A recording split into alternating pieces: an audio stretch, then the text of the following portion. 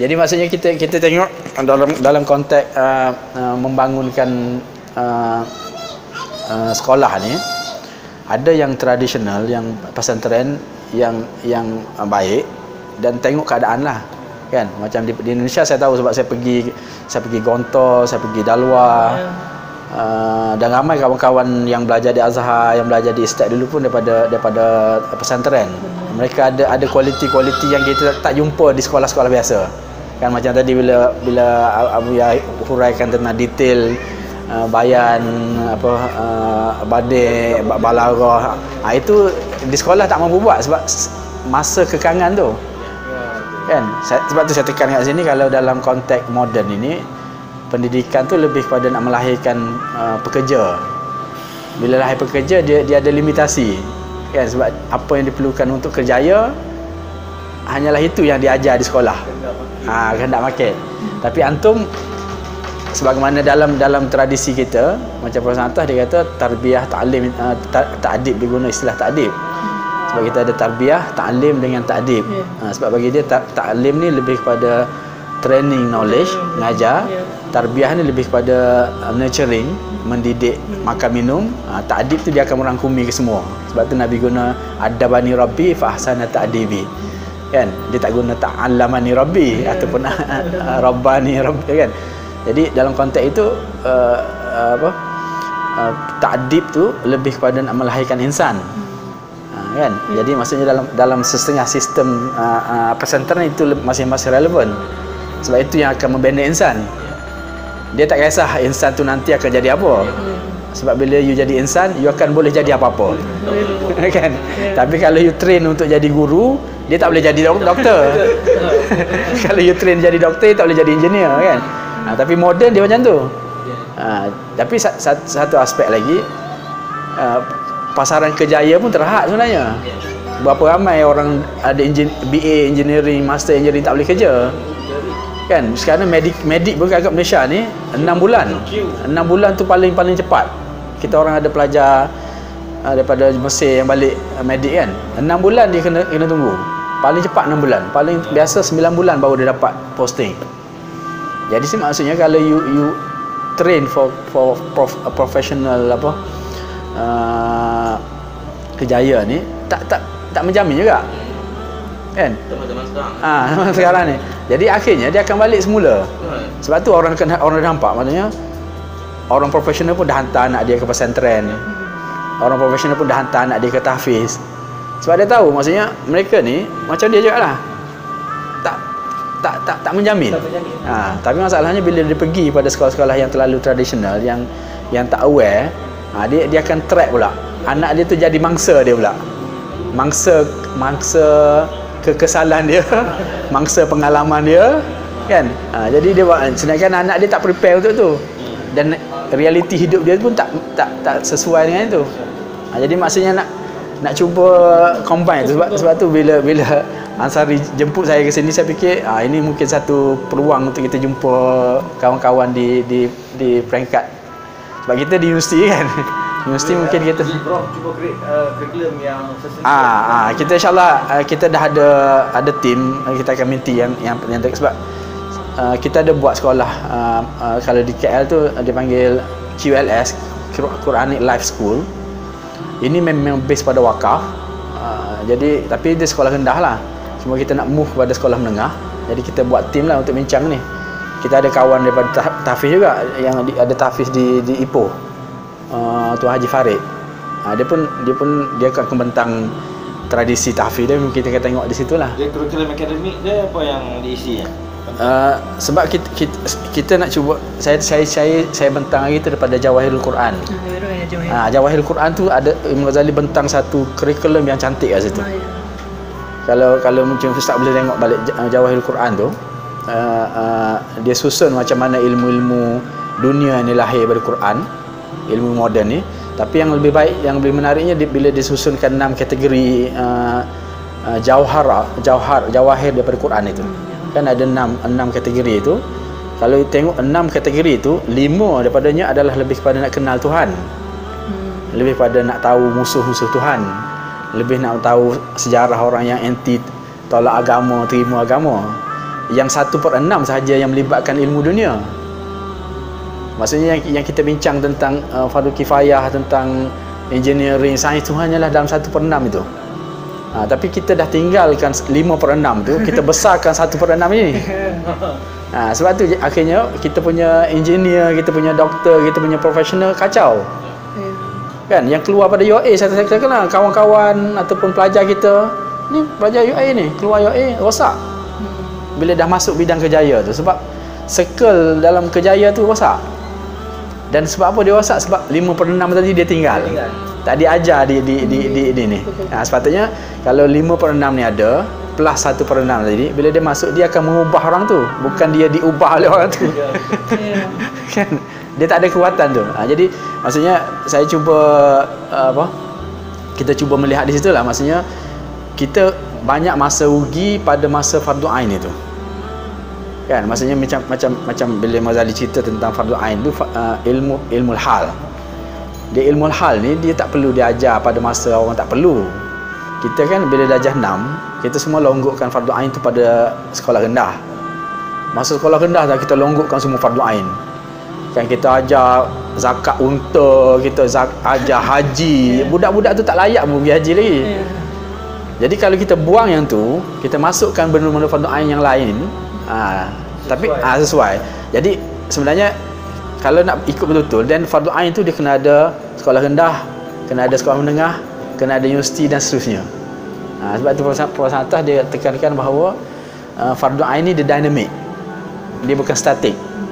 Kita tak boleh selesaikan fardu ain tu pada satu level, kan, pergi makin tinggi fardu ain kita. Saya bagi contoh macam makanan lah, sebab kalau Imam Syafi'i ada Imam Zarnuji kan, dia umpamakan ilmu fardu ain ni makanan, ilmu fardu kifayah ni ubat. Kan orang tak perlukan ubat hari-hari. Bila sakit baru dia perlu ubat. Kalau dia boleh jaga diri dia tak sakit sampai mati pun dia tak perlu ubat. Kan tapi makanan ni dia kena makan. Jadi macam kita lah, kita tak perlu engineer kalau kita tak terlibat dengan engineering. Kan mungkin kita tak perlukan doktor kalau kita tak sakit. Jadi benda tu dia, sebab tu dia kata kifai, dia mencukupi dengan keperluan. Kan tapi yang fardu ain ni memang setiap orang kena, doktor pun kena. Kan jadi bila kita abaikan fardu ain, akhirnya mereka ni tak boleh nak meletakkan fardu kifayah tu pada tempat yang sepatutnya.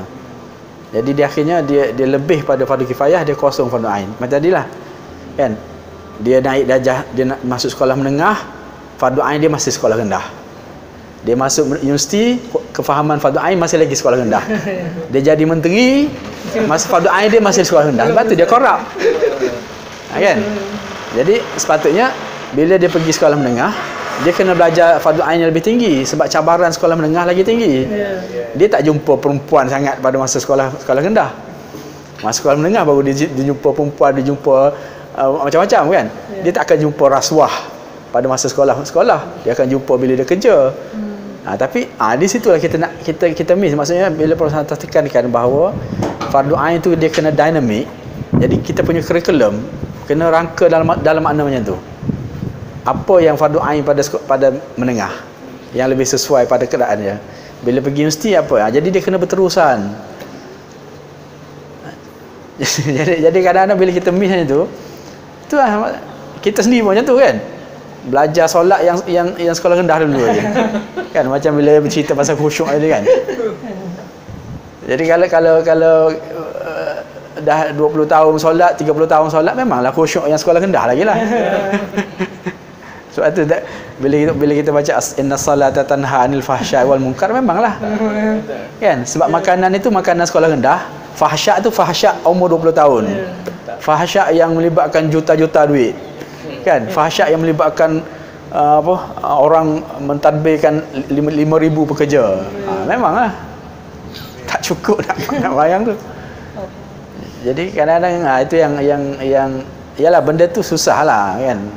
Sebab tu kita cuba lihat macam kenapa dalam sunnah Nabi sendiri yang 13 tahun di Mekah itu fardu ain tu. Kan? Tapi kenapa 10 tahun di Madinah sekejap je. Yang fardu kifayah ni dia boleh buat. Sebab apa? Sebab fardu ain mantap. Dah mantap ya. Kita fardu ain 6 tahun. Yang fardu kifayah 65 tahun kan. sampai meninggal. Memanglah. Kan? Jadi kenapa misalnya bila diminta untuk berjihad, semua datang. Kan? Yang sakit datang, yang tak mampu datang kan. Sehingga Nabi terpaksa tapis kan. Sebab apa? Sebab 13 tahun tu dah terbina. Kita ni nak panggil gotong royong pun susah kan. Jadi bila dalaman tu tak kuat, memang tak payah nak cerita lah kan. Nak cerita politik ke, nak cerita ekonomi ke, itu memang alasan je tu. Asas tu tak ada. Asas tak ada. Kita tak, kualiti insan tadi lah. Maknanya insan yang kita bina daripada tarbiyah kita, daripada ta'lim kita, daripada ta'dib kita tak ada. Bila Imam Ali kan, Imam Ali ditanya kan, zaman dia kan khalifah kan bergolak, pembunuhan berlaku, khawarij dah mula. Jadi orang tanya kenapa zaman you merintah di kacau macam ni, tak sama seperti zaman-zaman Sayyidina Abu Bakar dan sebagainya. Kan? Dia kata Sayyidina Abu Bakar memerintah orang macam aku merintah orang macam kamu. Itu yang susah. Kan? Jadi kualiti ar-ra'i dengan kualiti itu kena sama kan. Alhamdulillah banyak. Yalah, tapi benda ni nak kena kita nak duduk sekali lah. Daripada pesantren dia ada peranan dia, daripada sekolah dia ada peranan dia kan. Macam Profesor Atas sebab dia buat istek tu pada level postgraduate, S2 dan S3. Sebab bagi dia ta'lim mesti pada level nak mulakan perubahan itu kena mula pada level dewasa. Dan ini sunnah Nabi juga. Sebab Nabi di Mekah dia Ali je yang paling muda. Semua dewasa kan. Sebab kalau itu pun trend juga. Maksudnya macam yang geng-geng Haraki ni, dia melihat daripada bawah kan. Tapi bayangkan kalau tadika dia baik, sekolah menengah, sekolah rendah baik, dia pergi universiti rosak kan. Ataupun satu lagi, siapa yang akan mengajar mereka di sekolah rendah ni? Biasanya orang yang pada universiti kan. Jadi sebab tu macam Profesor Wan Muhammad Nur, bila dia menulis tentang pepatah tu, di Aceh pun ada juga. Macam kalau bahasa Melayu kita kata melentur buluh biar daripada rebungnya. Ada di dalam bahasa Indonesia kan. Kan kalau di bahasa Melayu kita, bila kita nak melenturkan buluh tu mesti daripada rebung. Bila dah jadi buluh tu kan keras kan. Jadi berdasarkan pepatah tu, orang Melayu faham kena buat pendidikan kanak-kanak sebab kanak-kanak mudah dilentur. Tetapi sebenarnya masih lagi kena peringkat tinggi sebab melihat pada pelentur itu, bukan melihat pada buluh. Kita bila kita baca melentur buluh daripada rebung tu, kita melihat pada buluh. Sebab tu kita kata sekolah rendah. Tapi sebenarnya pelentur itu yang penting. Sebab kalau rebung pun, kalau pelentur tu tak reti, patah juga. Jadi nak melahirkan pelentur itu kena peringkat tinggi kan. Jadi kita, sebab tu bila kami nak buat nak cari katalah sumbangan untuk support pelajar kita kan, yang buat master PhD, susah dapat. Sebab orang tak nampak pentingnya pendidikan tinggi. Tapi kalau antum nak minta duit untuk sekolah tahfiz, senang-senang aja dapat. Saya tahu tu sebab ada kawan-kawan dia kata kalau kita nak 100,000 200,000 senang je. So macam mana saya nak dapat 50,000 30,000 nak bayar yuran pelajar kita pun tak boleh. Kan? Sedangkan benda ni lagi susah. Kita nak bina scholars, nak bina pemegang master dan PhD yang baik, yang akhirnya akan turun ke bawah. Itu lagi susah sebab dia memerlukan kan. Dan mereka ni kena fokus. Dia tak boleh bekerja sambil itu. Kan? Tapi itulah mentaliti kita bila benda ni dah berubah tu, dia orang tak faham. Kan? Sebab dia kata tadilah, you dah ada BA, kerja je lah. Kita bukan masalah nak lahirkan pekerja. Kita nak lahir orang yang akan bina balik umat tu.